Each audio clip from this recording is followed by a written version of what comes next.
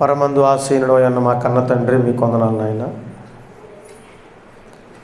గతించిన కాలంలో మమ్మల్ని అందరినీ కూడా మీ దక్షిణ హస్తంచే, బాహుబలంచే కాపాడి తండ్రి సమస్తాన్ని నిర్వహిస్తూ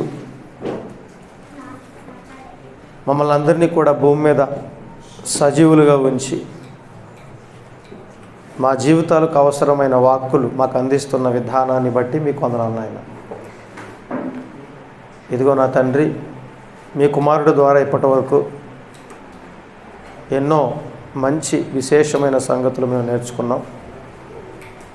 మరికొన్ని మాటలు మేము ఆలోచిస్తుండగా వాటిలో ఉన్న అర్థాన్ని, పరమార్థాన్ని అర్థం చేసుకుని వాటి ప్రకారం జీవించగలిగే ధన్యతను మా అందరికీ ప్రసాదించమని అర్థిస్తూ, మీ కుమారుడైన పరిశుద్ధాత్మ దేవుని సన్నిధి సహవాసాన్ని మెండుగా ఉంచమని క్రీస్తు వారి పేర ఈ ప్రార్థన మీకు సమర్పిస్తున్నాము తండ్రి. ఆమేన్. ప్రియమైన దేవుని పిల్లలారా, నిజంగా మరి జైశాలి గారు చెప్పినట్టుగా ఈరోజు మన కళ్ళ ముందు జరుగుతున్న ఎన్నో విపరీతమైన పరిస్థితులు,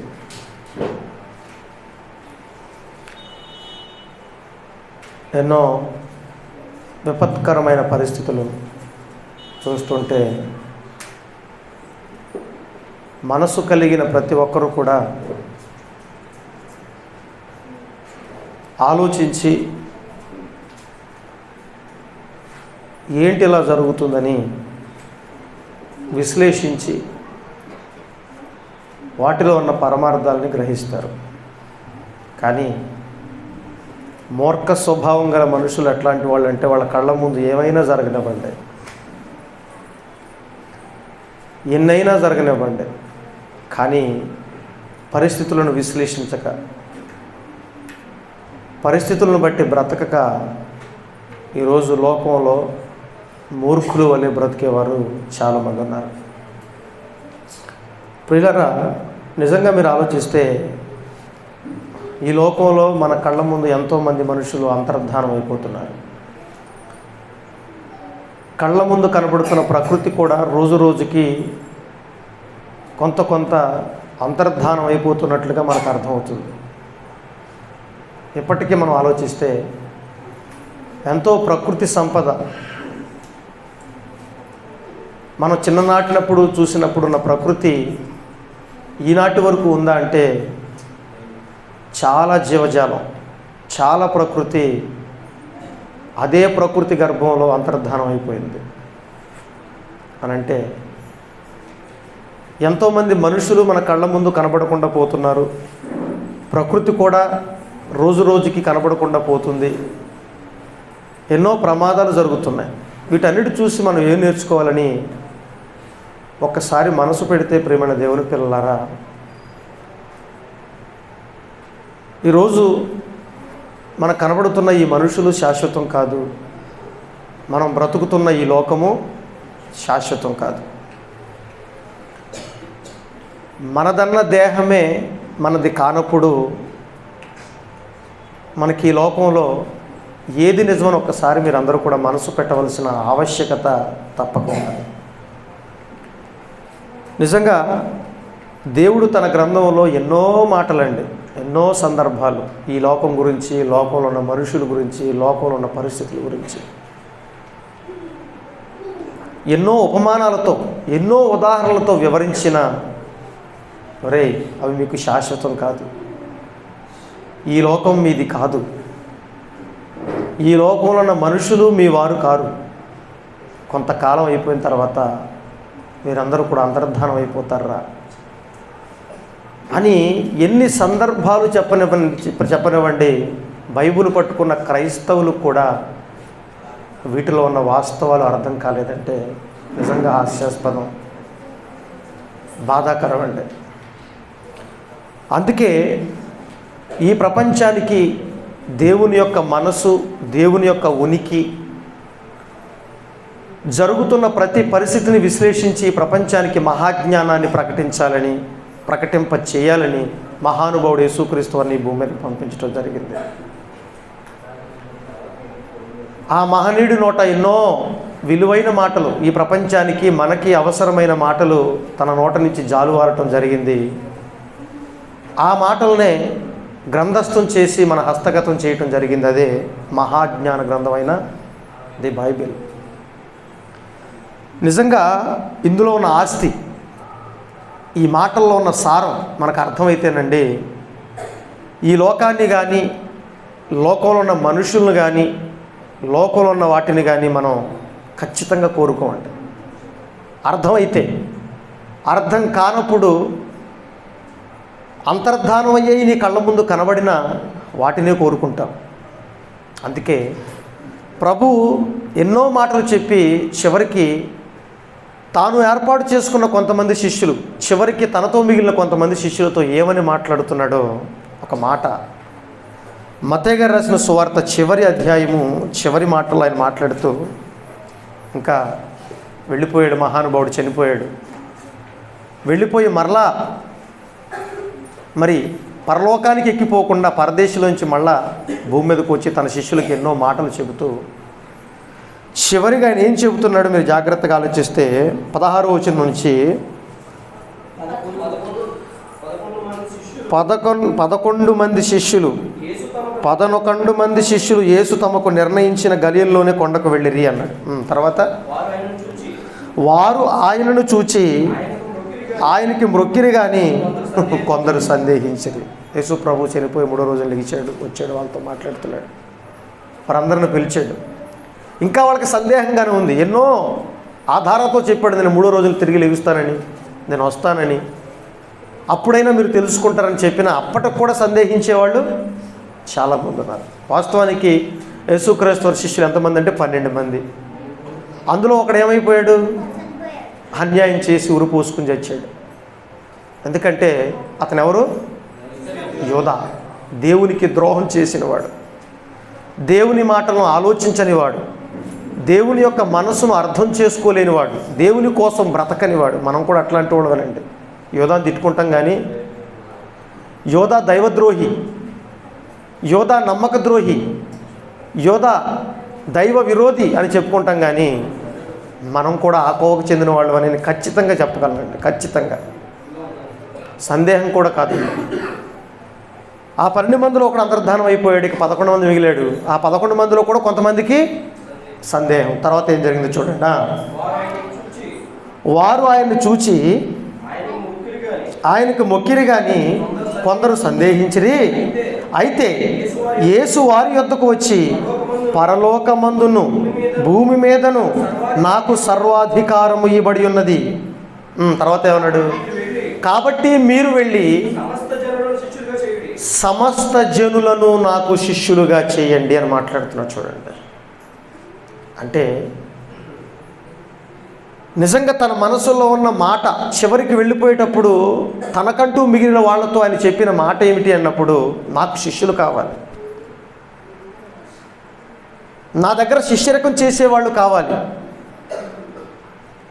నా యొద్ద నన్ను వెంబడించేవాళ్ళు కావాలి, నా కోసం బ్రతికేవాళ్ళు కావాలి, నా కోసం బ్రతికించే వాళ్ళను మీరు తయారు చేయాలి. అది ఆయన కోరిక. అది ఆయన కోరిక మాత్రమే అనుకుంటే పొరపాటు. పరలోకమందున్న కన్న తండ్రిని దేవుడు కోరికే యేసు కోరిక. ఎప్పుడు గుర్తుపెట్టుకోండి, యేసు ఒక మాట మాట్లాడడం అంటే తన తన తన దాన్ని ఏమంటారు, తన స్వతహాగా తనకంటూ సొంత అభిప్రాయాలతో ఎప్పుడు మాట్లాడలేదని ఆయనే సాక్ష్యం ఇచ్చాడు. నా తండ్రి ఏమైతే నాకు బోధించాడు, నా తండ్రి మనసులో ఏదైతే ఉందో అదే నేను మీకు చెబుతున్నాను అన్నాడు. అంటే తండ్రి అనుకున్నదే కుమారుడు చెబుతాడు, తండ్రి చేయమన్నదే కుమారుడు చేస్తాడు. అది యేసుక్రీస్తు వారి స్పెషాలిటీ, ఆయనకున్న ప్రత్యేకత. దేవుడు చెప్పమన్నది చెయ్యమన్నది తూచా తప్పకుండా ఈ ప్రపంచంలో పాటించింది యేసుక్రీస్తు వారు ఒక్కడే. మాట జవదాటం కానీ, మాటను మేరటం కానీ, ఆజ్ఞను అతిక్రమించటం కానీ ఏనాడు తన జీవితంలో జరగలేదు. ఆయన మనసుతో మనసు అనుసంధానం చేసినాడు. అందుకే అంటాడు, అదృశ్య దేవుని నిజస్వరూపం యేసుక్రీస్తు వారు. దేవుడు కనబడతాడా? కనబడ్డు. కానీ దేవుడు ఎలా ఉంటాడు, ఆయన మనసు ఎలా ఉంటుంది, ఆయన ఉద్దేశాలు ఎలా ఉంటాయి, ఆయన ఏం కోరుకుంటున్నాడు, అది మీకు తెలియాలంటే ఎవరిని చూడాలి? ఇప్పుడు మనం యేసు ప్రభువుని మనం చూడాలి, యేసు స్వామిని మనం చూడాలి. అదే చెబుతున్నాడు ఆయన, నాకు శిష్యులను మీరు ఏం చేయమన్నాడు? తయారు చేయండి, పిలవండి, నాకు శిష్యులుగా తయారు చేయండి అని చెప్పాడు. అంటే దేవుని కోరిక, యేసు కోరిక ఏంటంటే ప్రతి మనిషి కూడా, ఈ భూమి మీద పుట్టిన ప్రతి మనిషి కూడా ఎవరికి శిష్యులుగా మారాలి? యేసుకు శిష్యులుగా మారాలి, దేవునికి శిష్యులుగా మారాలి. ఓకే, మనం అందరం శిష్యులుగా మారామా? లోకంలో ఎంతోమందిని దేవుడు పిలిచాడు తన భక్తుల ద్వారా, లోకంలో ఎంతోమందిని పిలిచాడు తన పిల్లల ద్వారా, లోకంలో ప్రతి ఒక్కరిని పిలిచాడు తన జ్ఞానం ద్వారా. కానీ ఎంతమంది దేవుడి దగ్గరికి వచ్చారు?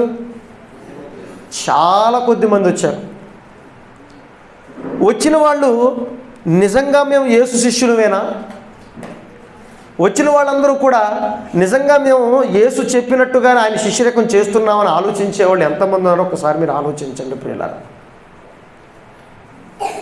ప్రభు కోరుకున్నాడు, నాకు శిష్యులు కావాలని కోరుకున్నాడు. నిజంగా యేసు శిష్యులైతే, యేసుకు శిష్యులుగా మారితే, దేవునికి పిల్లలుగా మారితే ఎలా ఉండాలి, ఎలా ఆలోచించాలి, ఎలా బ్రతకాలి అని ఖచ్చితంగా మనం అందరం కూడా ఆలోచించవలసిన ఆవశ్యకత, అవసరత ఖచ్చితంగా ఉంది.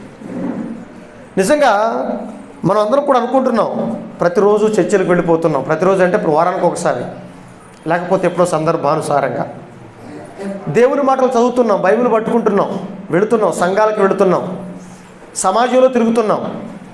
కానీ నేను బాప్తీసం తీసుకున్న తర్వాత దేవునికి నిజమైన కుమారుడిగా, యేసుకు నిజమైన శిష్యుడుగా, శిష్యురాలుగా బ్రతుకుతున్నానా లేదా? ఒకవేళ యేసుకు కానీ దేవునికి కానీ శిష్యులుగా బ్రతికితే నాలో ఎటువంటి క్యారెక్టర్, ఎటువంటి లక్షణాలు ఉండాలి అని ఎవరైనా ఆలోచిస్తున్నా లేదో ఒకసారి మీరు ఆలోచించండి ప్రియమైన దేవుని పిల్లలారా. దేవుడు చెప్పాడండి, తన కోసం బ్రతికేవాళ్ళు, తనకు శిష్యులుగా మారేవాళ్ళు ఎలా ఉండాలి, ఎలా బ్రతకాలి అని దేవుడు ఖచ్చితంగా కోరుకున్నాడు. ఆ కోరుకున్న మాటల్ని బైబిల్లో రాయించాడు. సాక్షాత్తు యేసు ప్రభు ఏం మాట్లాడుతున్నాడు చూడండి. నిజంగా తనకు శిష్యులుగా ఉండేవాళ్ళు, తన కోసం బ్రతికేవాళ్ళు, తనకు పిల్లలుగా ఉండేవాళ్ళు ఎలా ఉండాలి, ఎలాంటి మనస్తత్వం కలిగి ఉండాలి, ఎలాంటి విషయాలు కలిగి వాళ్ళందరూ బ్రతకాలని నిజంగా తన గ్రంథంలో ఏమని వ్రాయించుకున్నాడు ఒక్కసారి మీరు ఆలోచిస్తే ప్రియమైన దేవుని పిల్లలారా. లూకాసు వార్త 14వ అధ్యాయము 25వ వచనం నుంచి మీరు జాగ్రత్తగా చదివితే ఒక అద్భుతమైన సందర్భాన్ని దేవుడు మన కోసం ఆవిష్కరించాడు అక్కడ.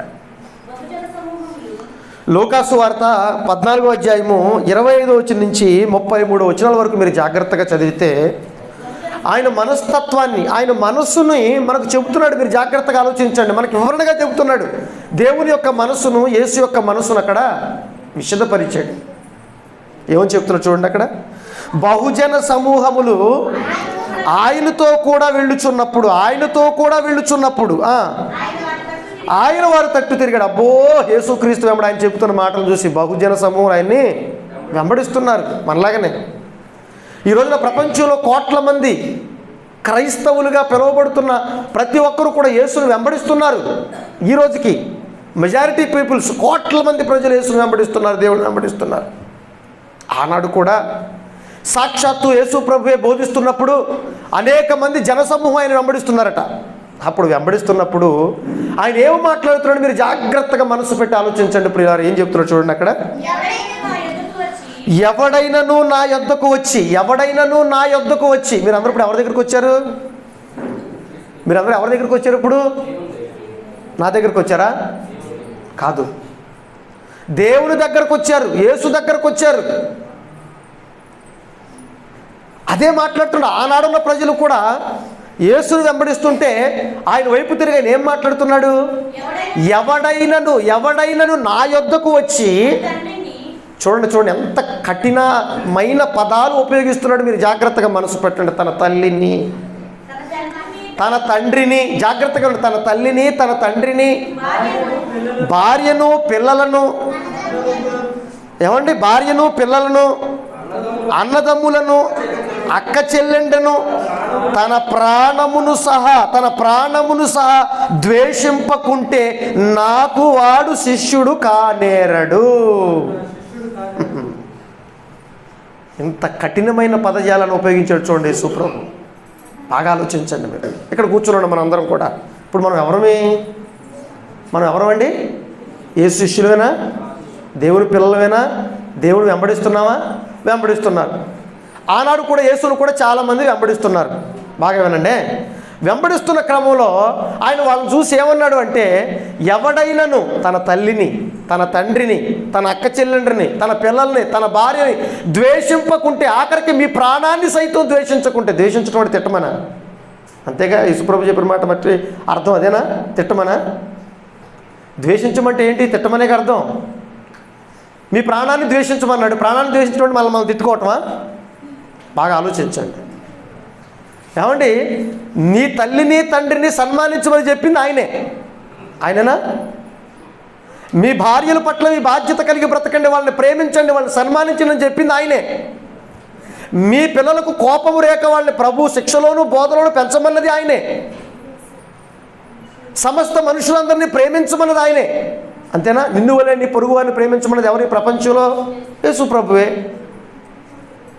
మీరు ఒకరినొకరు మిక్కటంగా ప్రేమించుకోవాల్సిన ఆజ్ఞ ఇచ్చింది ఎవరు? ప్రభువే, తన భక్తులే. ఇక్కడేం మాట్లాడుతున్నాడు ప్రభు? ఎవడైనను తన భార్యను, తన పిల్లలను, తన తల్లిని, తండ్రిని, వారుకున్న బంధుమిత్రులందరినీ, ఈ లోకాన్ని, వారిని కూడా ద్వేషించకుంటే నాకు శిష్యుడు కాడు. నిజంగా మాటలో ఎంత అర్థం ఉందో మీరు అర్థం చేసుకోండి ప్రియమైన దేవుని పిల్లలారా. ఈ లోకంలో మనుషులు ఎట్లాంటి వాళ్ళు, వాళ్ళ మనస్తత్వాలు ఎట్లాంటి యేసుక్రీస్తుకు తెలియదా? వాడిని ఆయన ఎలాంటి వాడు అంటే, హృదయాలను పరిశీలించే దేవుడు. మనలాగా పై రూపాన్ని చూసి ప్రేమించేవాడు కాదు ఆయన. మనలాగా పైకి యాక్ట్ చేసేవాడు, నమ్మేసేవాడు కాదు ఆయన. కంటి చూపుని బట్టి, విన్నదాన్ని బట్టి తీర్పు తీర్చేవాడు కాదు ఆయన. అంతరంగ స్వభావాన్ని బట్టి, మనస్సును బట్టి, మన ప్రవర్తనను బట్టి తీర్పు తీర్చేవాడు ఆయన. అలా క్యాలిక్యులేట్ చేసేవాడు దేవుడు. అదే యేసుప్రభు వాళ్ళ మనస్తత్వాలను చూశాడు. ఆయన వెంబడించే వాళ్ళందరినీ చూశాడు. వాళ్ళని చూసినప్పుడు, వాళ్ళని చూస్తే యేసుప్రభుకి ఏమనిపించిందంటే, వారందరూ కూడా నన్ను వెంబడిస్తున్నారు. కానీ ఎలా వెంబడిస్తున్నారు? వారికి అంటే వారి తల్లిదండ్రులకి, వారి పిల్లలకి, వారి బంధుమిత్రులకి ఇచ్చిన స్థానం నాకు ఇస్తున్నారా వాళ్ళు అని అంటే అది అది కనబట్టలేదు. పోనీ మన జీవితంలో కనబడుతుంది. ఒక్కసారి మీరు ఆలోచించండి. నిజంగా మీరు ఆలోచించండి. మాటకైతే మనం ఏం చెప్తామంటే దేవుడు తర్వాతే ఎవరైనా అని చెప్తాం. అంతేనా? దేవుడు తర్వాతే ఎవరైనా మనం చెబుతాం. కానీ మన బ్రతుకులో, మన ప్రవర్తనలో, మన తీరులో మన వాళ్ళ తర్వాతే దేవుడు ఉంటాడు. అంతే కదండి. మనం తెల్లారు లేచిన కాడి నుంచి సాయంత్రం వరకు, పుట్టిన కాడి నుంచి చనిపోయినంత వరకు ఎవరి గురించి కష్టపడుతున్నాం చెప్పండి? గట్టిగా చెప్పండి, పర్లేదు. ఎవరి గురించి కష్టపడుతున్నాం చెప్పండి గట్టిగా. ఎవరి గురించి కష్టపడుతున్నాం? కుటుంబం కోసం. కుటుంబంలో ఎవరుంటారు? అన్నదమ్ములు, అక్క చెల్లెండ్రులు, పిల్లలు, భార్యలు, తల్లిదండ్రులు, వీళ్ళే కదా ఉండేది. వీళ్ళని ఉండేది. వీళ్ళ కోసం కష్టపడుతున్నాం. కానీ ఎప్పుడైనా వాళ్ళని ఇచ్చిన దేవుడి కోసం ఎప్పుడైనా ఆలోచించామా మనం? వాళ్ళని ఇచ్చిన దేవుడి కోసం ఎప్పుడైనా ఆలోచించామా? ఎప్పటికీ మనం దేవుడికి ఇచ్చే స్థానం, దేవుని మాటకి ఇచ్చే విలువ ఎంత దారుణమైన పాతాళం యొక్క స్థితిలోకి దిగజారిపోయిందంటే, మన బ్రతుకులో మనం బ్రతకటానికి, మన వాళ్ళని బ్రతికించడానికి, మన సంతోషాలు నెరవేర్చుకోవటం కోసం, మన కోరికలు పదిలపరుచుకోవటం కోసం, మనం ఈ లోకంలో బ్రతకటం కోసం అవసరమైతే దేవుని మాటను కూడా ఇట్టే పక్కన పెట్టేస్తాం. ఇప్పుడు బొత్తిగా ఎలాగ నిరాకరిస్తాం? మామూలుగా నిరాకరించేది, బొత్తిగా నిరాకరించే స్వభావం కలిగిన వాళ్ళం మనం. ఈ లోకాన్ని ప్రేమించి, మనం ఈ లోకంలో ఉన్న వాటిని ప్రేమించి, ఈ లోకంలో ఉన్న వాళ్ళని ప్రేమించి, మనం ఆఖరికి ఎలాంటి వాళ్ళం అయిపోయామంటే, దేవుని ఆజ్ఞను, దేవుణ్ణి బొత్తిగా నిరాకరించి. మేమెప్పుడు నిరాకరించామండి? మేమెప్పుడు దేవుణ్ణి తిట్టామండి? మేమెప్పుడు దేవుడిని కాదనుకున్నామని మీరు అనొచ్చు నోటి మాటతో. కానీ మన బ్రతుకులను చూస్తుంటే మీరు దేవుడికి ఇచ్చిన విలువ, దేవుని మాటకి ఇచ్చిన విలువ ఎంత ఉందో ఒక్కసారి మీరు ఆలోచించండి ప్రియమైన దేవుని పిల్లలారా. మన వాళ్ళ కోసం మనం ప్రాకులాడే విధానం, ఈరోజు దేవుడి కోసం మనం ప్రాకులాడే విధానం ఉందా? మన వాళ్ళ కోసం మనం ఆలోచించే విధానం, మనం చూపించే ప్రేమ దేవుడి మీద ఉందని ఒక్కసారి మీరు బేరీజు వేసుకోండి.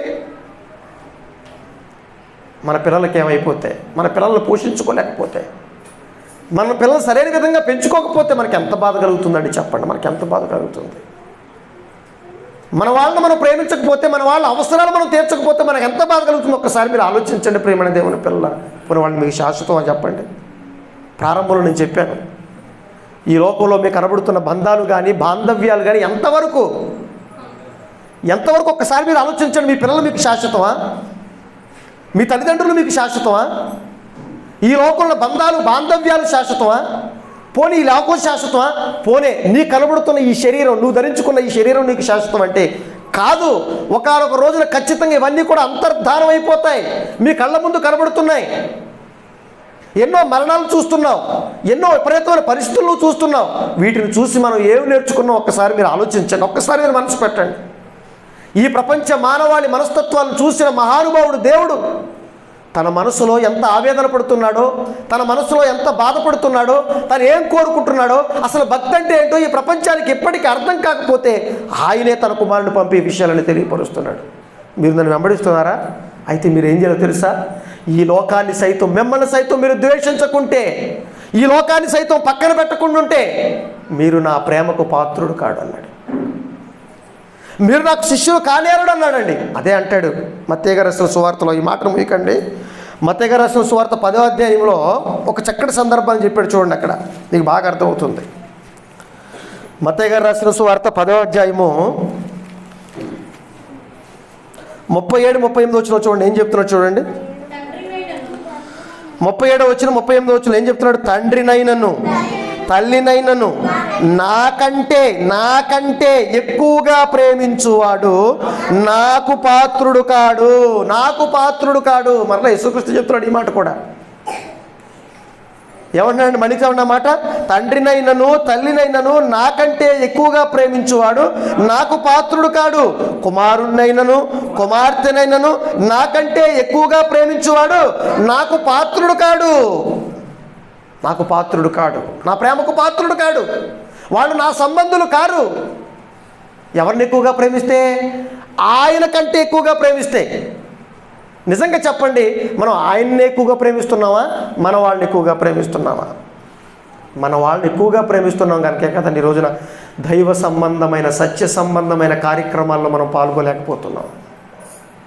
సత్య సంబంధమైన మాటల ప్రకారం మనం బ్రతకలేకపోతున్నాం. ఏ జ్ఞానం అయితే లేదో, ఏ దేవుడైతే ఈ సమాజంలో లేడో,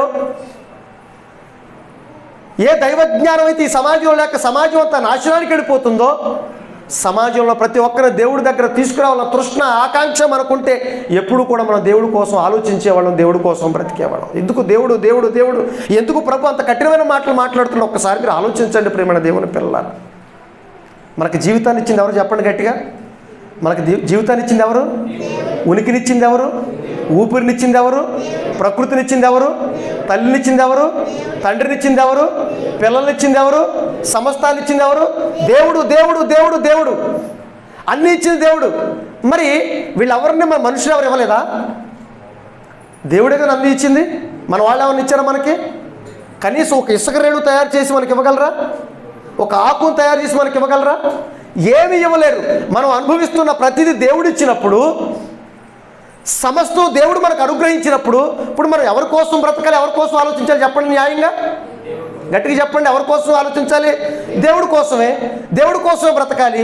ఏమంటే ఏమీ ఇవ్వని వారి కోసమే మనం అంత ప్రేమను మనం చూపించేస్తున్నామే.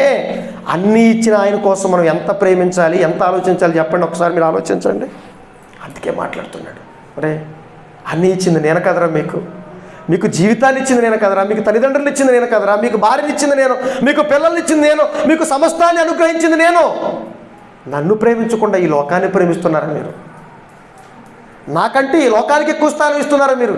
నిజంగా ఆ మాటల్లో ఉన్న ఆయన మనస్సును మీకు అర్థమైతే ప్రియమైన దేవుని పిల్లలారా, నిజంగా దేవుడు మనల్ని ఎంతగా ప్రేమిస్తున్నాడు, ఎంతగా కావాలనుకుంటున్నాడు ఒక్కసారి మీరు మనసు పెట్టండి.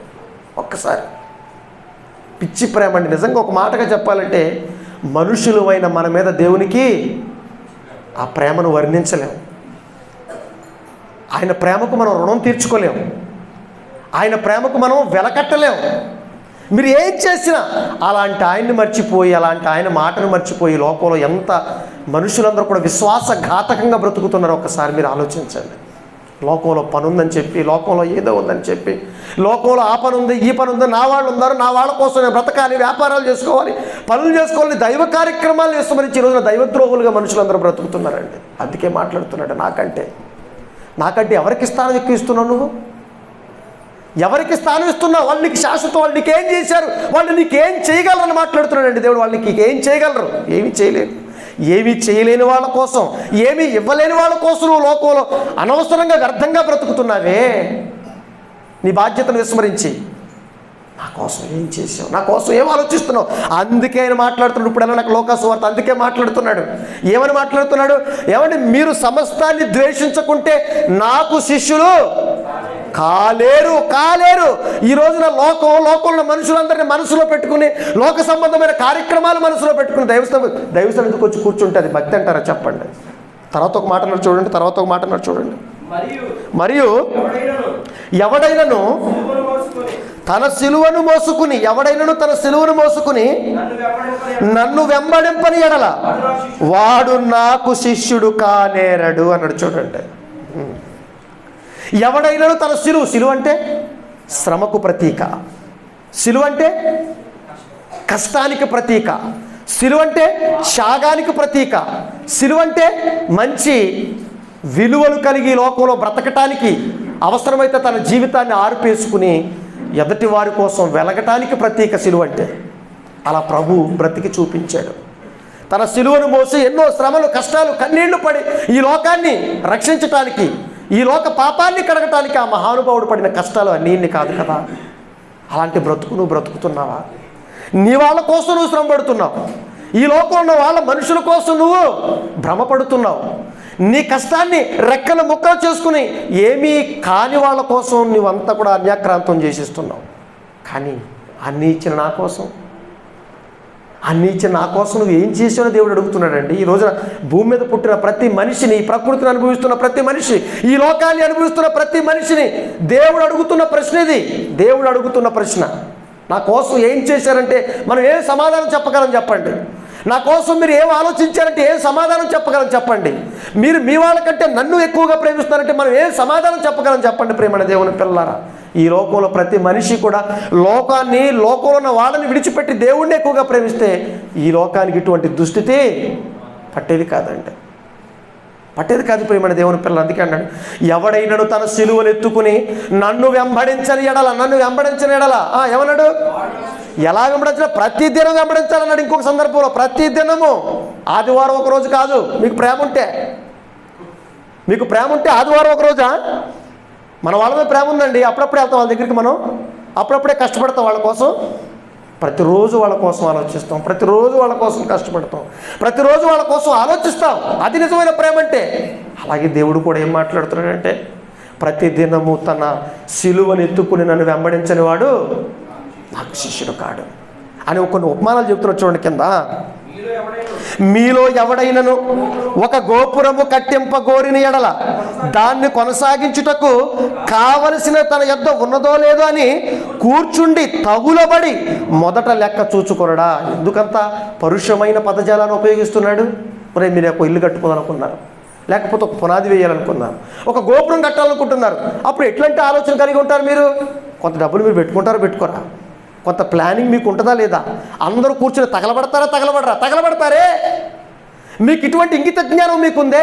మరి అట్లాంటప్పుడు నా కోసం బ్రతకటానికి తీర్మానం తీసుకున్న మీరు, నా కోసం బ్రతుకుతాను, ఈ లోకం వ్యర్థమని ఎరిగి ఈ లోక సంబంధులు మేము కావనే కదండి మనం అందరం కూడా నీళ్ళల్లో మునిగింది. అవునా కదా? చెప్పండి, నీళ్ళలో ఎందుకు మునిగాం చెప్పండి? పుసుక్కుని నీళ్ళలో మునిగేసావు, ఎందుకు మునిగావు? దేవుడి కోసం బ్రతుకుతామని, లోకాన్ని విడిచిపెడతామని, లోకమంతా వ్యర్థమని, లోకంలో మనుషులందరూ వ్యర్థమని, ఈ లోక సంబంధంగా నేను చచ్చాను, మరలా యేసుతో లెగిచాననే కదండి మనం అందరం కూడా బాప్తిసం తీసుకున్నది. మరి అట్లాంటప్పుడు ముందుగా నువ్వు ఆలోచించలేదా? ఒక ఇల్లు కట్టేటప్పుడు నీ దగ్గర డబ్బులు ఉందో లేదో నువ్వు చూసుకుంటావు. ఒక గోపురం కట్టే ముందు నీ దగ్గర అన్ని సమకూర్చులు లేదా అని మీరు అందరూ కూర్చుని తగలబడతారు. మరి నా దగ్గరకు వచ్చినప్పుడు మీరు, నా కోసం బ్రతకడానికి ముందుకు వచ్చిన మీరు, నా కోసం ఆలోచించే మీరు, నేను ప్రభు దగ్గరకు వచ్చినప్పుడు, ఆయన శిష్యుడుగా ఉన్నప్పుడు నేను ఎలా బ్రతకాలని ఆలోచించకుండా వస్తారా? మీరు ఆలోచించరా? అని తర్వాత ఏమన్నాడు?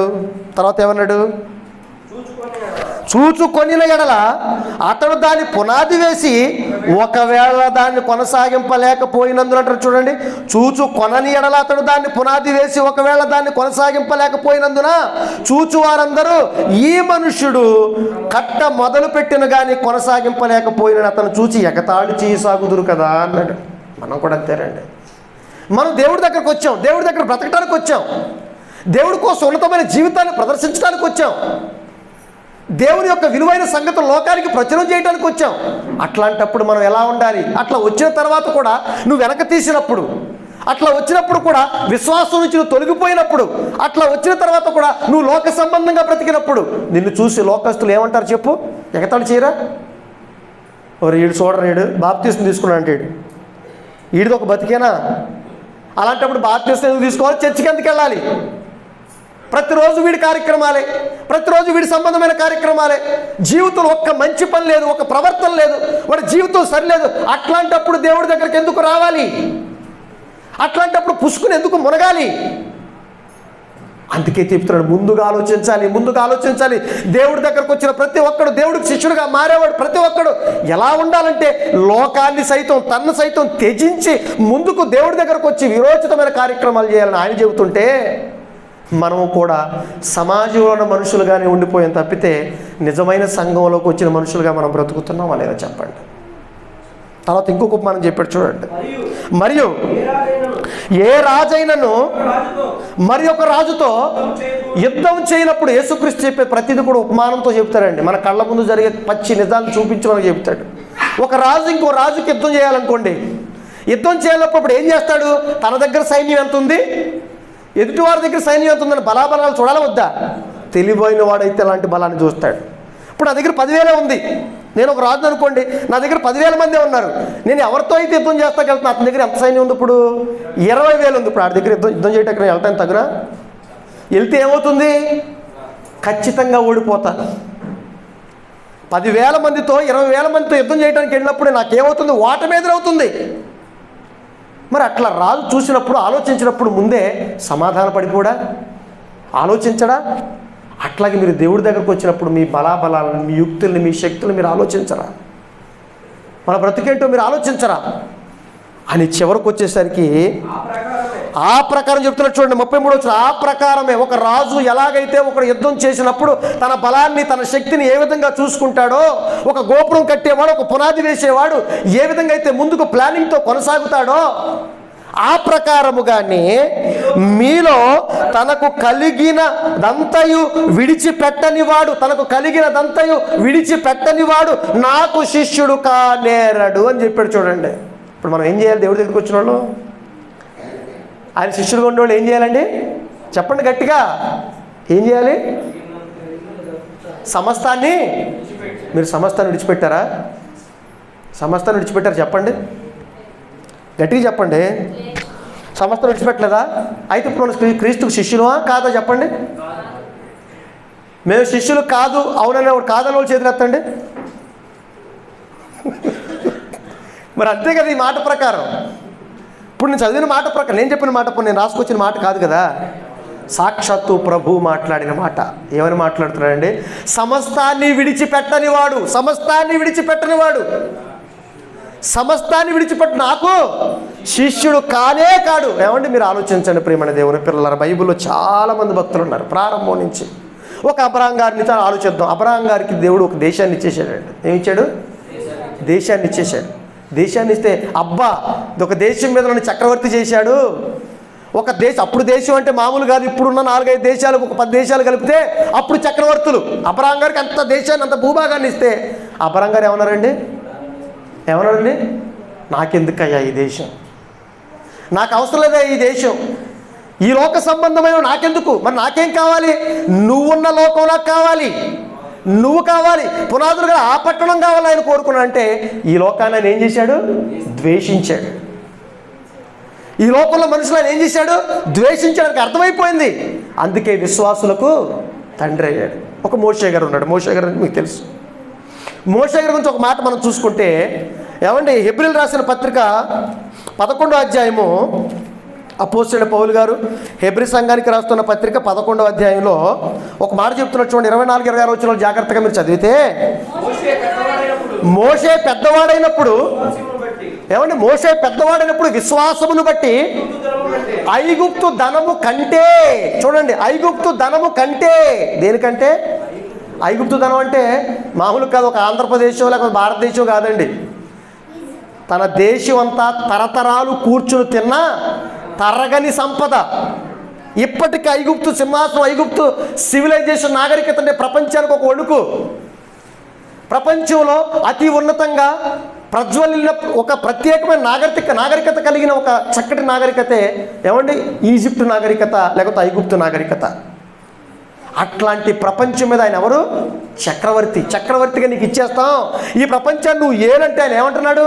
ఐగుప్తు ధనము కంటే అబ్బో ఎన్ని కోట్లు లెక్కించలేం. ఐగుప్తు ధనం ఎట్లాంటిదంటే ఇసుక రేణులు ఎలా అయితే లెక్కించలేమో, మన తల వెంట్రులు ఎలా లెక్కించలేమో, ఐగుప్తు ధనాన్ని కూడా లెక్కించలేని విస్తారమైన సంపద అది. ఆయన ఏమంటున్నాడు చూడండి, ఐగుప్తు ధనము కంటే క్రీస్తు విషయమైన నింద గొప్ప భాగ్యం నాకు. తర్వాత ఏమన్నాడు చూడండి, అల్పకాలము పదజాలం చూడండి, అల్పకాలము పాపభోగం అంటున్నాడు చూడండి. అంటే నేను బ్రతికేది అంతయ్యా, నువ్వు ఐగుప్తు సింహాసనం ఇచ్చేస్తానన్నారు నాకు. ఎంతకాలం ఆ కుర్చీ మీద నేను కూర్చుంటాను? ఆ కుర్చీ అలాగే ఉంటుంది, నేను ఉంటానా? నేను కూర్చునే కుర్చీ అలాగే ఉంటుంది, కానీ నేనుంటానా? నేనున్నాను సంగతి నాకు తెలుసు. ఐగుప్తు సింహాసనం ఒకనొక రోజున అంతర్ధానం ఇప్పుడు ఉందా? ఈజిప్ట్ నాగరికత ఇప్పుడు ఉందా? ఆనాడు ఉంది, ఇప్పుడు లేదు, అంతర్ధానం అయిపోయింది. మోషే గారు కూడా అంతర్ధానం అయిపోయాడు. కానీ ఆయన అది మనసులో ఆయన ఎరిగాడు ముందే, నేను ఉన్నో ఈ ఐగుప్తు సింహాసనం ఉండదు. ఉండని వాటి కోసం నేను ఎందుకు ఆలోచించాలి? ఈ అల్పకాలము, ఈ కొద్ది కాలం దానికోసం నేను ఎందుకు ఆలోచించాలి? అందుకే అన్నాడు, ఐగుప్తు సింహాసనము కంటే ధనము కంటే క్రీస్తు నా దేవుని విషయమైన నింద నాకు చాలా గొప్పదని ఎంచుకుని కలగబోయే బహుమానం కోసం ఎదురు చూశాడు తప్పితే, రాబోయే బహుమానం కోసం ఎదురు చూశాడు తప్పితే, రాబోయే తను కలుసుకుపోయే దేవుడి కోసం ఆలోచించాడు తప్పితే ఈ లోకం కోసం అని ఆలోచించాడా? ద్వేషించాడు. దేన్ని ద్వేషించాడు? అబ్రహాం గారు దేశాన్ని ద్వేషించాడు. ఈయన దేన్ని ద్వేషించాడు? ధనాన్ని ద్వేషించాడు. ఐగుప్తు రాడికి నువ్వు తల్లివి రా, నువ్వు కొడుకుగా ఉండంటే నాకొద్దు అని ద్వేషించాడు. అదే ప్రభు చెప్పిన మాటకు వాళ్ళ జీవితాలు సరిపోతున్నాయి, సార్థకత సరిపోతున్నాయి. అలాగే భక్తులందరూ కూడా తమ స్థిరాస్తులన్నీ అమ్మేసి సమస్తాన్ని ఏం చేశారు? సమస్తాన్ని దేవుడి కోసం విడిచిపెట్టేశారు, అన్నీ విడిచిపెట్టేశారు. అలాగే ప్రభు కూడా తన శిష్యుని పిలిచాడు, రండి మిమ్మల్ని మనుషులు పెట్టి జాలనగా చేస్తానంటాడు. ఏం చేశారు తెలుసా? సమస్తాన్ని విడిచిపెట్టి ప్రభుని వెంబడింపసాగారు. మనం అండి సమస్తాన్ని సంపాదించుకోవడం కోసం ప్రభు దగ్గరికి వెళ్తున్నాం. ఏం వదిలిని చెప్పండి? దేవుడి కోసం, ప్రభు కోసం, దేవుడి కోసం ఏ వదిలిపెట్టాం ఒక్కసారి మీరు ఆలోచించండి ప్రియమైన దేవుని పిల్లలు. ఆయన ఏమన్నాడంటే, సమస్తాన్ని విడిచిపెట్టని వాడు నాకు శిష్యుడు కాడు. నాకు శిష్యులంటే ఒక అబ్రహాంలా ఉండాలి, నాకు శిష్యులంటే ఒక మోషేలా ఉండాలి, నాకు శిష్యులంటే అపోస్తుల్లా ఉండాలి, నాకు శిష్యులంటే ఒక మోషేలా ఉండాలి, నా భక్తుల్లా ఉండాలి. కానీ మన బ్రతుకులు ఎలా ఉన్నాయి? మన జీవితాలు ఎలా ఉన్నాయి? భక్తుల జీవితాలకి మన జీవితాలకు సరిపోయినాయా? ఆనాడున్న భక్తుల జీవితాలకి మన భక్తి జీవితాలకి పోలిక ఎక్కడైనా ఒకసారి మీరు ఆలోచించండి. అందుకే వాళ్ళని శిష్యులుగా అంగీకరించాడు, అందుకే వాళ్ళని తన పిల్లలుగా అంగీకరించాడు. మనల్ని ఎప్పుడు అంగీకరిస్తాడు? వాళ్ళలా బ్రతికినప్పుడు మాత్రమే మనల్ని శిష్యులుగా అంగీకరిస్తాడు. గుర్తుపెట్టుకోండి ప్రియమైన దేవుని పిల్లలారా. అలాగే అపోస్తలుడైన పౌలు గారు ఫిలిప్పీ సంఘానికి రాస్తున్న పత్రిక 3వ అధ్యాయం 8వ వచనం చెప్తున్నా చూడండి. 3వ అధ్యాయం 8వ వచనం చెప్తున్నా చూడండి ప్రియమైన దేవుని పిల్లలారా. ఆయన ఏం మాట్లాడుతున్నా చూడండి. అపోస్తలుడైన పౌలు గారు ఫిలిప్పీ సంఘానికి రాస్తున్న పత్రిక 3వ అధ్యాయం 8వ వచనం ఏమని మాట్లాడుతున్నాడు? నిశ్చయముగా నా ప్రభువైన యేసు క్రీస్తును గూర్చిన అతి శ్రేష్టమైన జ్ఞానము నిమిత్తము సమస్తాన్ని నష్టముగా ఎంచుకొనుచున్నాను. అతి శ్రేష్టమైన క్రీస్తును గూర్చిన జ్ఞానము నిమిత్తము, నా దేవుని నిమిత్తం, నా క్రీస్తు నిమిత్తం, నా దేవుని కోసం ఏం చేస్తాడు? సమస్తాన్ని ఏం చేస్తాడు? నష్టంగా ఎంచుకొనుచున్నాడు. చూడండి. అబ్బబ్బబ్బబ్బ ఎంత చక్కటి మాట అండి. మనం లోకాన్ని సంపాదించడం కోసం, లోకంలో ఏదో లాభం ఉందని, లోకంలో మనుషులు ఏదో లాభం ఉందని వాటి కోసం ప్రాకులాడుతున్నాం. కానీ పౌలు గారు ఏం చేశాడు? ఏవేవి నాకు లాభకరములయ్యుండునో వాటిని నష్టంగా ఎంచుకొనుచున్నాను. క్రీస్తు నిమిత్తం, క్రీస్తు జ్ఞానము నిమిత్తం నేను సమస్తాన్ని నష్టంగా ఎంచుకొనుచున్నాను. కిందకోసరికి ఏమన్నా తెలుసండి? సమస్తాన్ని పెంటతో సమానంగా ఈ దేన్ని సమస్తాన్ని. పౌలు గారు అంటే సామాన్యుడు కాదండి. ఎట్లా అంటాడు తెలుసా? కోట్లకు పడగలెక్కిన అధిపతి ఆయన కూడా. ఒక మంచి అధికారం కలిగిన పోస్టు, కోట్ల రూపాయల ఆస్తిని సంపాదించిన మహావీరుడు, మహాజ్ఞాని, మహావివేకి. అట్లాంటి పౌలు గారు ఏం చేశాడు తెలుసా? సమస్తాన్ని ఎలా ఎంచుకున్నాడు? పెంట అంటే లోకాన్ని పెంటగా ఎంచుకున్నాడా? ఏమన్నా ఆలోచిద్దాం ఒకసారి. మీరు ఏమనుకోకపోతే పెంట గురించి మనం ఆలోచిద్దాం. ఎందుకు పెంటతోనే పోల్చాడు? ఏమండి, బహిర్భూమితో ఎందుకు పోల్చాడు? పెంటతో సమానంగా ఎందుకు ఎంచుకున్నాడు? పెంటను చూస్తే ఎవడన్నా ఇష్టపడతాడా? మీరు చెప్పండి. ఏం చేస్తాం మనం? ఏమంటాం చెప్పండి? దారమ్మడి వెళ్తున్నాం, బహిర్భూమిని కనపడం, మనం ఏం చేస్తాం? అప్పుడు ఫస్ట్ ముక్కు మూసుకుంటాం, అవసరమైతే కళ్ళు మూసుకుంటాం, అంతేనా? లేకపోతే మొక్కవాడి తిప్పుకుంటాం. ద్వేషం. ద్వేషమేనా? ఆ దుర్వాసన మనకు పడదు, దానివైపు చూడటానికి ఇష్టపడం. దాన్ని చూడటానికి మనం ఇష్టపడతావా? ఇష్టపడం. అందుకే పౌలు గారు చూడండి, ఆయన పోలిక చూడండి. సమస్తాన్ని పెంటతో సమానంగా ఎంచుకుంటే ఈ లోకంలో ఉన్నదంతా ఏంటది? వ్యర్థం. లోకంలో అంత వ్యర్థం, ఎప్పటికైనా అది పోయేదే. అది కంపు, అది దుర్వాసన. ఈ లోకంలో ఏముంది ఒక్కసారి మీరు ఆలోచించండి ప్రియమైన దేవుని పిల్ల. లోకంలో నెమ్మది ఉందా? లోకంలో సంతోషం ఉందా? లోకంలో ఆనందం ఉందా? అందరూ మనల్ని మోసం చేసేవాళ్ళే కదండి, అందరూ మనల్ని అన్యాయం చేసేవాళ్ళే కదండి, అందరూ మనల్ని నాశనం చేసేవాళ్ళే కదండి, అందరూ స్వార్థపరులే కదండి. ఎవరి దగ్గర ఉన్న నెమ్మది చెప్పండి? ఎవరు మనల్ని నిస్వార్థంగా ప్రేమించేవాళ్ళు చెప్పండి? ఎవరు మనల్ని ఎప్పుడు కావాలనుకునే చెప్పండి? ఎవరు మనల్ని ఎప్పుడు ప్రేమించేవాళ్ళు చెప్పండి? మనకి సమస్తాన్ని ఇచ్చింది ఎవరు చెప్పండి? అందరూ మనల్ని దోచుకునేవాళ్లే కానీ, అందరూ మన మీద ఎక్కి తొక్కేవాళ్లే కానీ, అందరూ మన మీద ఆధిపత్యాన్ని చలాయించేవాళ్లే కానీ, మనల్ని అర్థం చేసుకుని మనల్ని స్వార్థంగా ప్రేమించేవాళ్ళు ఈ లోకంలో ఎవరున్నారు? ఒక్కరి పేరు చెప్పండి మీరు గుండె మీద చేసుకుని. ఏమండి, తన దాకా వస్తే ఎవరికి తెలియదండి. గుర్తుపెట్టుకోండి, మనస్తత్వాలు, మనుషుల మనసులో ఎటువంటి స్వభావాలు ఉంటాయో తెలుసా? మనిషి తనకంటే ఎక్కువగా ఎవరిని ప్రేమించడండి. గుర్తుపెట్టుకోండి, ఏ మనిషి తనకంటే ఎవరిని ఎక్కువగా అందుకే ప్రభు చెప్పాడు, నిన్ను వలె నీ పొరుగు అని ప్రేమించినప్పుడు అన్నాడు. అందుకే నిన్ను వలె నీ పొరుగు అని ప్రేమించాలి.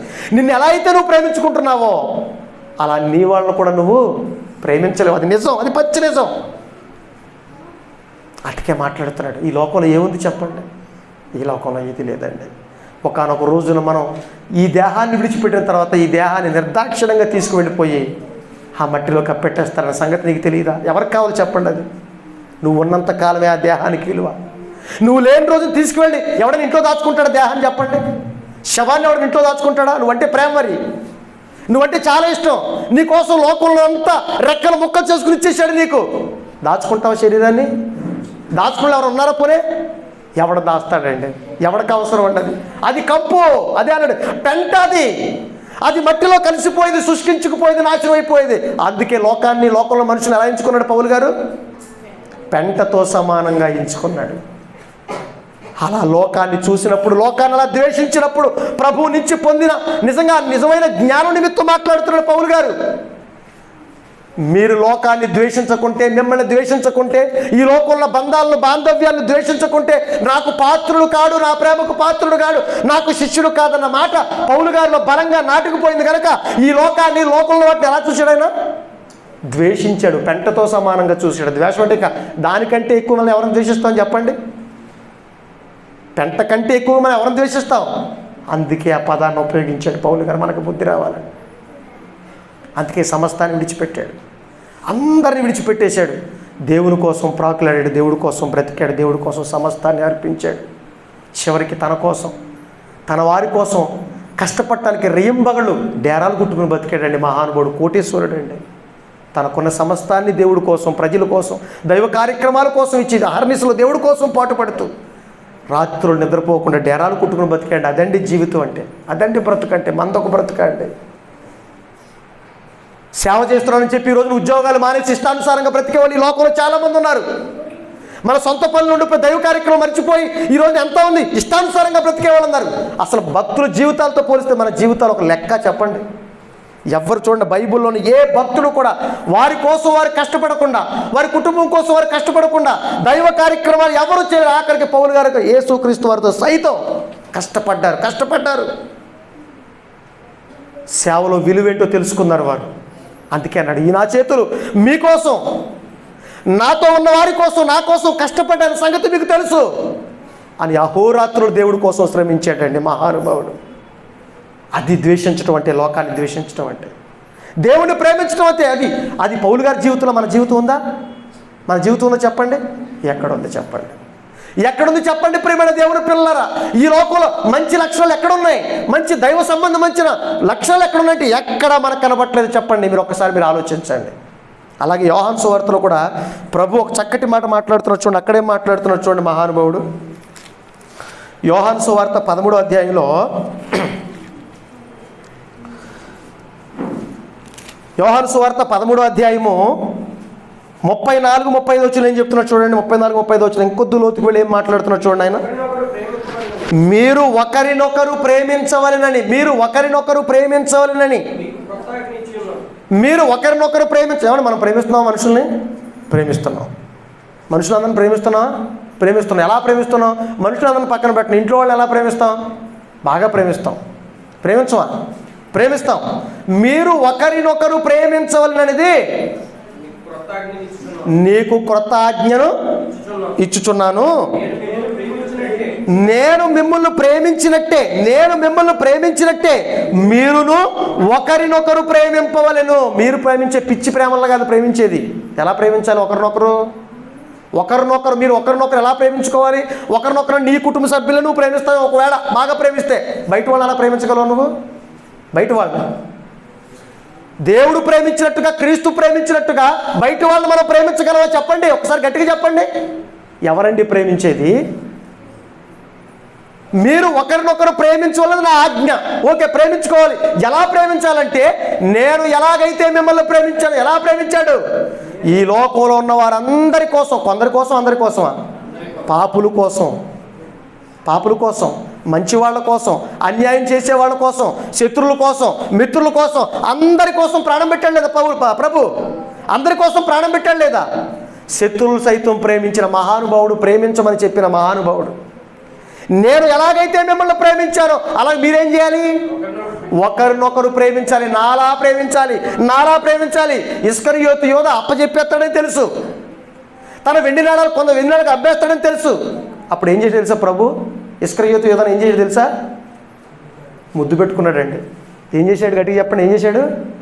కిస్ పెట్టాడు, ముద్దు పెట్టుకున్నాడు. మనం ఏం చేస్తాం? మనల్ని ఎవడన్నా ఒక మాట అన్నాడని తెలిస్తే చాలు, మనల్ని బాధ పెట్టాడని తెలిస్తే చాలు, అవసరమైతే ఆ చెంప ఈ చెంప పడేలు మనం కొడతాం. అది మన ప్రేమ. కానీ ఆయన ఏం చేయడు తెలుసా? చంపేస్తాడని తెలిసిన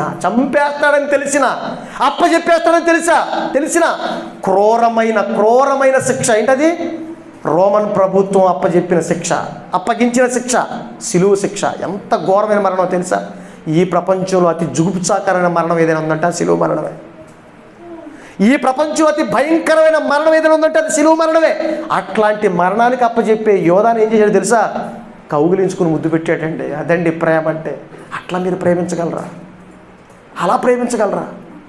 నేను ప్రేమించినట్టు మీరు ఒకరినొకరు ప్రేమించుకోవాలి. అప్పుడు ఏమన్నాడు చూడండి, కింద ఏమన్నాడు చూడండి. అప్పుడు ఏమన్నాడు? మీరు ఒకరినొకరు ప్రేమించవలెను. మీరు ఒకరి ఎడల ఒకడు ప్రేమ గలవారైన ఎడల దీనిని బట్టి మీరు నా శిష్యులందరని తెలుసుకొందురు అన్నాడు.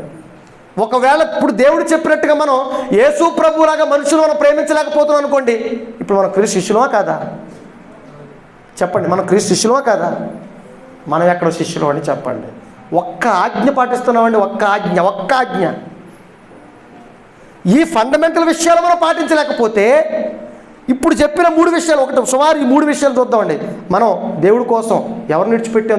ఆస్తిని విడిచిపెట్టామా? మన వాళ్ళని విడిచిపెట్టామా? మన వాళ్ళకంటే ఎక్కువ స్థానం దేవుడికి ఇచ్చామా? మూడోది, యేసు ప్రభువులాగా లోకంలో అందరినీ ప్రేమిస్తున్నామా? ఒక్క మాట ప్రకారం కూడా మనం లేనప్పుడు మనం ఎలా క్రీస్తు శిష్యులు అవుతాం చెప్పండి? మనం ఎట్లా పరలోకానికి వారసులు అవుతాం చెప్పండి? మళ్ళీ ఎట్లా స్వర్గానికి దేవుడు రాణిస్తాడు చెప్పండి? అట్లాంటి భక్తి మనకి ఎందుకు చెప్పండి? అవసరమా మనకు అలాంటి భక్తి? అట్లాంటి భక్తి పెట్టుకుని దేవుడి సన్నిధికి రావచ్చా? నాకు ఇష్టమైన కార్యక్రమాలు ఎవరైనా చేశారనుకోండి, నాకు ఇష్టమైన కార్యక్రమాలు చేస్తున్నారు, నేను చెప్పినట్టు వాళ్ళు వింటలేదు, నా ఇంట్లోకి రానివ్వటానికి నేను ఇష్టపడతానా? వాళ్ళతో మాట్లాడటానికి నేను ఇష్టపడతానా? వాళ్ళతో ఉండటానికి నేను ఇష్టపడను. మరి దేవుడు కూడానండి ఎన్నో ఆజ్ఞలు ఇచ్చినప్పుడు, అవసరమైతే చేసి చూపించినప్పుడు మనం దానికోసం బ్రతకపోతే మనల్ని చూసి దేవుడు ఏం చేస్తాడు చెప్పండి? ఏం చేయాలి చెప్పండి? మీరు చెప్పండి, ఏది న్యాయం మీరు చెప్పండి? ప్రియమైన దేవుని పిల్లలు, ఒక్కసారి మీరు ఆలోచించండి. ఈ మాటలు బట్టి మీరు ఒక్కసారి బేరీజు వేసుకోండి. తర్వాత 15 అధ్యాయంలో కూడా ఏం చెప్తున్నాడు చూడండి. అదే యోహాను సువార్త 15వ అధ్యాయము 12వ వచనం ఏం చెప్తున్నాడు చూడండి. 12వ వచనంలో నేను మిమ్మల్ని ప్రేమించిన ప్రకారం మనం ఎట్లాంటి వాళ్ళం అంటే, ఇవాళ మారిపోయామని, ఇవాళ నెలలో మునిగేసామని, ఇవాళ తెల్ల బట్టలు వేసేసుకున్నామని లోకాన్ని చూస్తే మనకు ద్వేషం. ఎవడో మనకు అన్యాయం చేశాడని చూస్తే వాడి మీద మనకు ద్వేషం. ఆడంటే అలా పోతే ఏడంటే అలా పోతే ఆడి మీద వంకలు ఈడి మీద వంకలు. ఏదో నువ్వేదో పుట్టిన కాడి నుంచి ఇప్పటి వరకు పరిశుద్ధుడు పరమాత్ముడు అయిపోయినట్టుగా.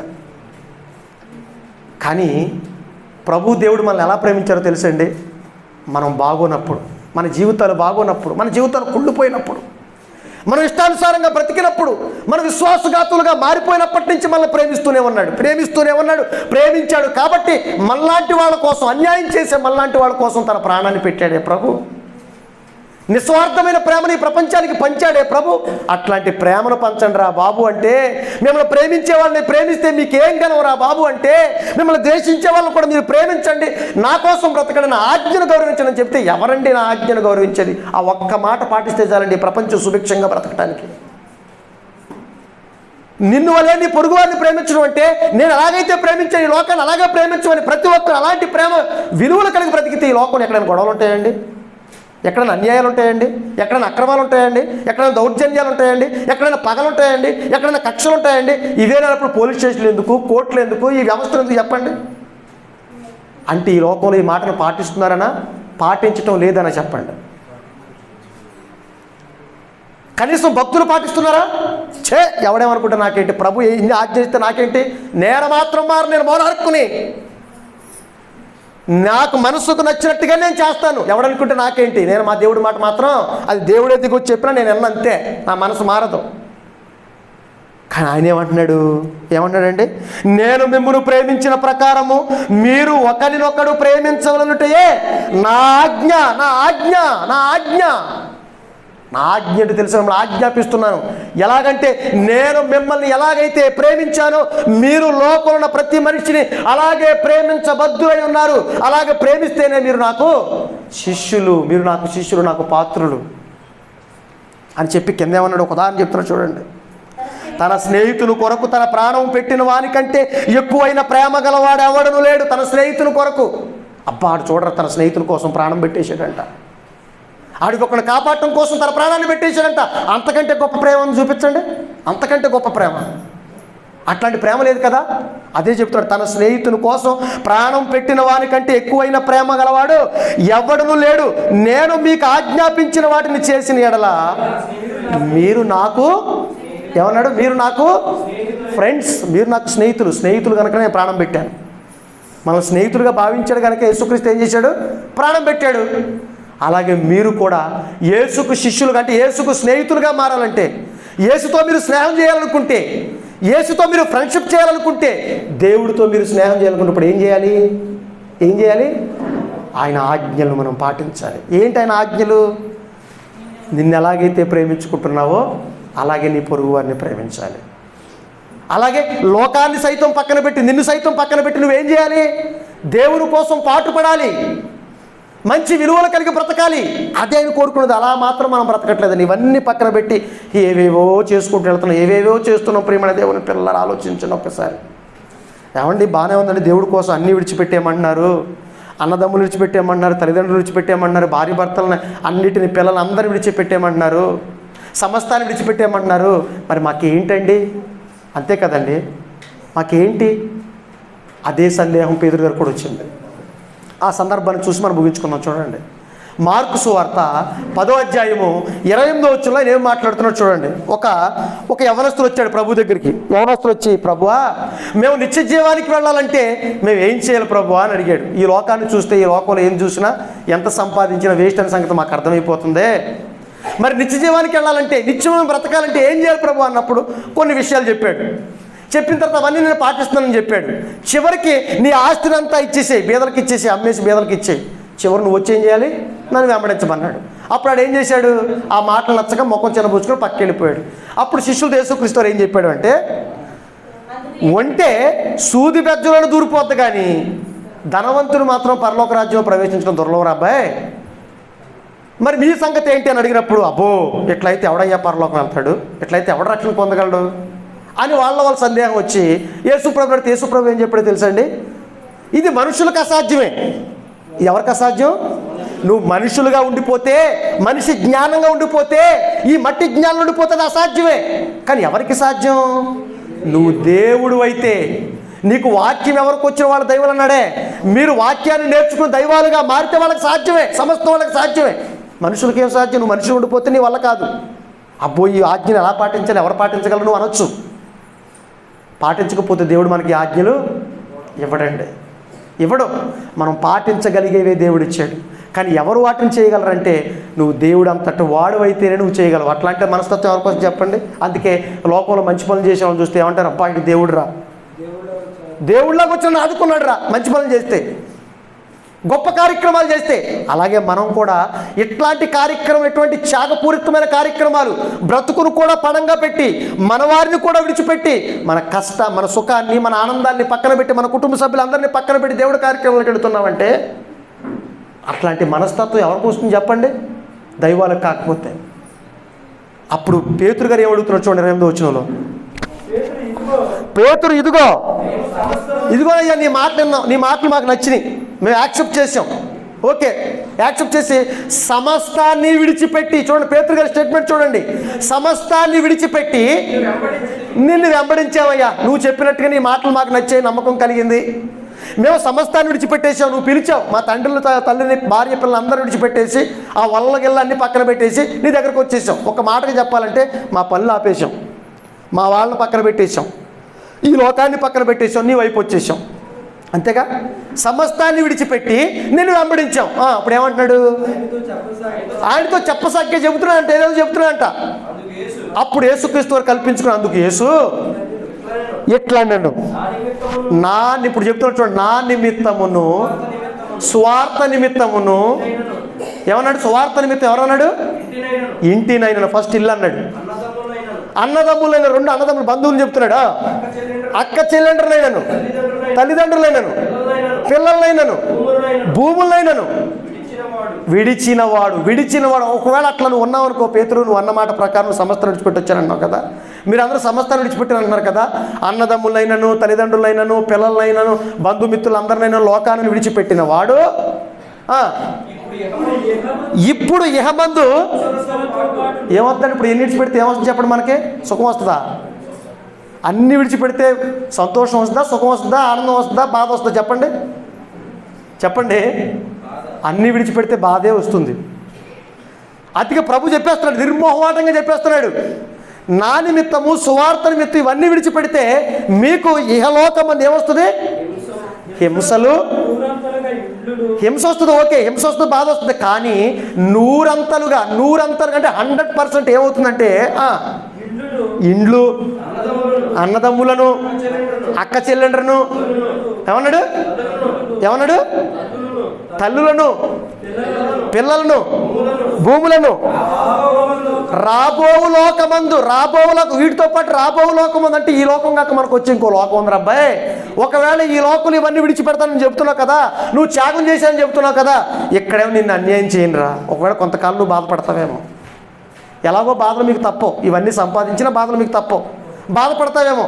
బాధపడినా ఒక అక్కను వదిలిపెడితే నీకు 100 మంది అక్కలను ఇస్తా, ఒక అమ్మను విడిచిపెడితే నేను 100 మంది అమ్మల్ని ఇస్తా.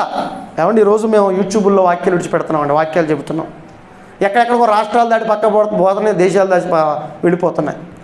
నిజంగా మీరు ఆలోచించండి, మీ వాక్యాలు చెప్పడానికి వేరే ప్రాంతాలకు వెళ్ళినప్పుడు మాకు వాళ్ళు ఎవరో తెలియదు, వాళ్ళు ముక్కుమో కూడా తెలియదు, కానీ వచ్చేవాళ్ళు అన్నయ్య, లేకపోతే తమ్ముడు, లేకపోతే అక్క, లేకపోతే చెల్లి, ఇట్లా మాట్లాడినప్పుడు నువ్వు నా కొడుకు అయ్యా, నువ్వు నా పెద్ద కొడుకు అయ్యా, ఇట్లా మాట్లాడినప్పుడు నిజంగా ఏంటి వాళ్ళకి మనకున్న రిలేషన్షిప్ ఏంటి, వాళ్ళకి మనకున్న బంధం ఏంటి, వాళ్ళు ఎవరు మనం ఎవరు, వాళ్ళు ఏ ప్రాంతం వాళ్ళు మనం ఏ ప్రాంతం వాళ్ళం.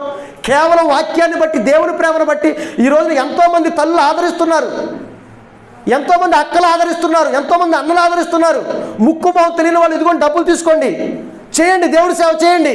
మీకోసం ఖర్చు పెట్టుకుంటారా? దేవుడి సేవ కోసం ఖర్చు పెట్టి ఇది ఇచ్చే ధారాళంగా ఇచ్చేస్తున్నారు.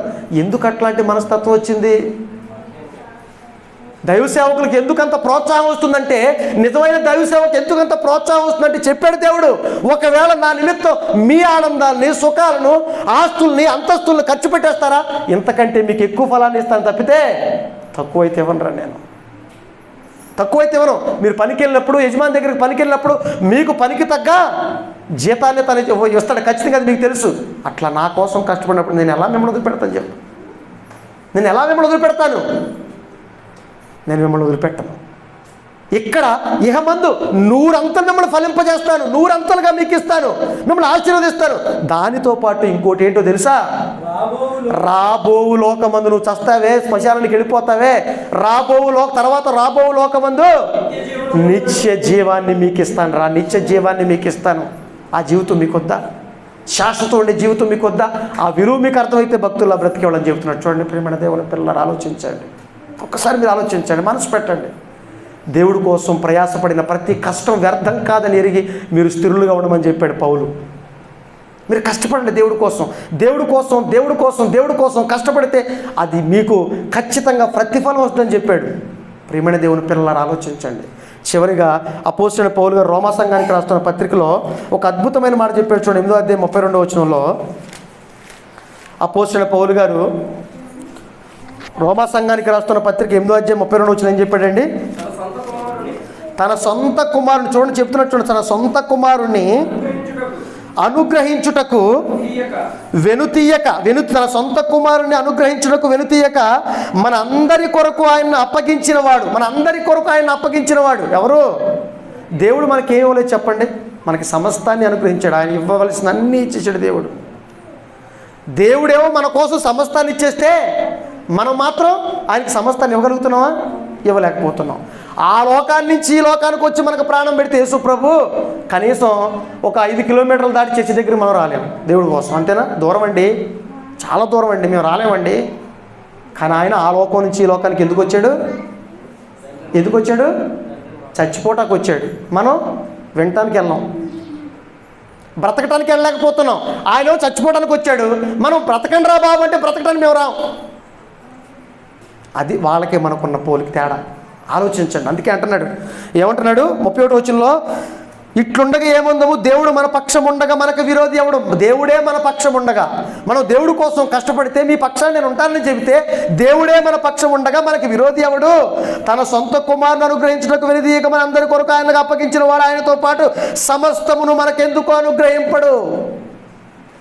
ఆల్రెడీ సమస్తాన్ని ఇచ్చాడు. మీరు కనుక సమస్తానికి ఇస్తే మీకోసం సమస్తాన్ని దేవుడు అనుగ్రహించడా? ఒక్కసారి మనసు పెట్టండి, ఆలోచించండి. భూ సంబంధమైన బంధాల్లోనే ఎంతో కష్టపడితే వారు నాకు అది ఇస్తారు ఇది ఇస్తారని చెప్పుకునే నీవు సమస్తాన్ని అనుగ్రహించే దేవుడు, నువ్వు దేవుడి కోసం సమస్తాన్ని ఇస్తే మీకోసం దేవుడు సమస్తాన్ని అనుగ్రహించడా అని ఒక్కసారి మనసు పెట్టండి అని చెప్పాడు. ప్రియమైన దేవుని పిల్లలు ఆలోచించండి. నిజంగా చెబుతున్నానండి, మన భక్తి జీవితంలో ఇటువంటి లక్షణాలు లేకపోతే మన భక్తి జీవితం ఖచ్చితంగా సార్థకత కానే కాదు. అందుకే ప్రభు అన్నాడు, నా కోసం గనక మీ వాళ్ళను, మీ ఆస్తుల్ని, సమస్తాన్ని విడిచిపెట్టకుంటే నాకు శిష్యులు కాలేరు. నాకు శిష్యులు కావాలి అంటే నేను చెప్పినట్టుగా మీరు బ్రతికితేనే, నేను బ్రతికినట్టుగా మీరు బ్రతికితేనే, నా భక్తులు బ్రతికినట్టుగా బ్రతికితేనే, బైబిల్లో ఉన్న భక్తులు బ్రతికినట్టుగా బ్రతికితేనే ఆయన ప్రేమకు పాత్రులు అవుతాం, ఆయనకి శిష్యులు అవుతాం. ఈ లోకాన్ని విడిచిపెట్టిన తర్వాత నిత్య దేవుని సన్నిధికి వెళతాం. లేదంటే మనం కూడా అందరిలాగా పాతాళానికి పోవటం, నరకానికి పోవటం ఖాయం. కళ్ళు మూసుకోండి, ప్రార్థన చేసుకుందాం. ప్రేమ నమ్మకం కలిగిన మా ప్రియ పరలోక తండ్రి, నాయన దేవా, నిజమే తండ్రి, ఈ లోకంలో ఏమీ లేదని, ఈ లోకాన్ని నుంచి మేము ఏమీ పట్టుకెళ్ళలేమని, ఈ లోకం నుంచి మాతో ఎవరు రారని సంగతి మాకు అర్థమైనా కళ్ళ ముందు పచ్చి నిజాలు మేము చూస్తున్నాం. ఈ లోకమే వాస్తవం అనుకుని, ఈ లోకమే నిజం అనుకుని వీటి కోసం ప్రాకులాడుతున్నాం కన్న తండ్రి. కానీ ఈ జీవిత ప్రయాణంలో ఆది నుంచి అంతం వరకు ఉండేది మీరని అన్న సంగతి మాకు అర్థమైతే తండ్రి, ఈ లోకంలో ప్రతిఫలం ఇచ్చేవాళ్ళన్న సంగతి మీరన్న సంగతి మాకు అర్థమైతే కన్న తండ్రి, మీకోసం కష్టపడతాం, మీకోసం ఇష్టపడతాం. నిజంగా మీ పిల్లలు, మీ భక్తులు మీకోసం ఎంతగా ప్రాకులాడారో, ఎంతగా తమ జీవితాలను తర్పణ గావించారో తెలిసినప్పుడు తండ్రి, వారు ఎందుకు అంతగా ఒదిగిపోయారు, ఎంతగా ఎందుకు బ్రతికారన్న సంగతి మాకు అర్థమైతే మేము కూడా మా జీవితాలను మీకోసం పణంగా పెట్టేవాళ్ళం. కానీ మాయాలోకంలో, భ్రమలోకంలో బ్రతుకుతూ ఇవే నిజం అనుకుని మా జీవితాలను సర్వనాశనం చేసుకుంటున్నాం కన్న తండ్రి.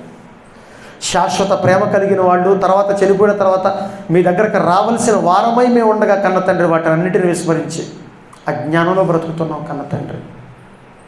నిజంగా మీ కుమారుడు చెప్పినట్టుగా మీ కుమారుడిగా శిష్యులుగా మేము మారాలి అంటే, మీకు కుమారులుగా మేము మారాలి అంటే తండ్రి, నిజంగా మేము తీర్మానం తీసుకున్నట్టుగా ప్రారంభంలో ఎలా బ్రతికామో చివరి వరకు కూడా అలాగే బ్రతికి కన్న తండ్రి మీకే ప్రాధాన్యతనిస్తూ భూమి మీద మా బాధ్యతలు నిర్వహిస్తూ తండ్రి తుచ్చమైన ఈ జీవితాన్ని ముగించుకున్న తర్వాత నీ యొక్క నిత్యరాజ్యానికి చేరుకునే భాగ్యాన్ని మా అందరికీ దయచేయమని ప్రార్థిస్తున్నాం. కూడి వచ్చిన ప్రతి బిడ్డను జ్ఞాపకం చేసుకోండి తండ్రి. ఇహలోక సంబంధంగా మిమ్మల్ని అడిగి మీ స్థాయిని తగ్గించలేము తండ్రి, కానీ ఆత్మ సంబంధమైన మెండైన దీవెనలు మాకు కావాలి. మీరు కావాలి తండ్రి, మీరున్న లోకం కావాలి కన్న తండ్రి. ఆ లోకం కోసం అడుగులు వేస్తూ తండ్రి, అందులో సాఫల్యం పొందుతూ తండ్రి, అనేక మందిని మీ పాదాల చెంతకు తీసుకొచ్చి తండ్రి ఈ జీవితాన్ని ముగించుకున్న తర్వాత మిమ్మల్ని చూసే అదృష్టాన్ని, భాగ్యాన్ని మా అందరికీ దయచేయమని అర్థిస్తూ క్రీస్తు వారి పేరు ఈ ప్రార్థన మీకు సమర్పిస్తున్నాము తండ్రి. ఆమేన్.